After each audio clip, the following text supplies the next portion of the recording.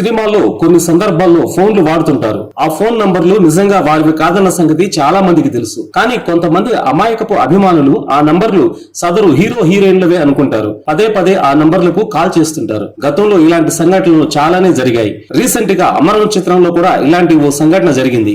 అమరన్ సినిమాలో ఓ సీన్ లో హీరోయిన్ తన ఫోన్ నంబర్ ను హీరోకి కాగితం మీద రాసి విసురుతుంది. అందులో ఫోన్ నంబర్ చాలా క్లియర్ గా కనిపిస్తుంది. ఆ నంబరు సాయి పల్లవిదే అనుకుని సాయి పల్లవి అభిమానులు పదే పదే ఆ నంబర్లకు కాల్ చేసి ఆ నంబర్ ఉన్న వ్యక్తిని విసిగిస్తున్నారట. కొన్నిసార్లు ఇలాంటి ఫోన్ నంబర్లను చూపిస్తున్నప్పుడు బ్లర్ చేస్తుంటారు.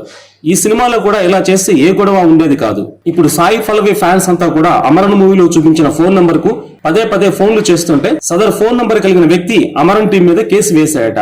తన పర్మిషన్ లేకుండా తన నంబర్ వాడుకున్నారని, ఫోన్ కాల్స్ తో తన నరకం చూస్తున్నారని, తనకు 1 కోటికి పైగా నష్టపరిహారం చెల్లించాలని కేసు వేశాడట. మరి అమరన్ టీం కోర్టు చెల్లిస్తుందా?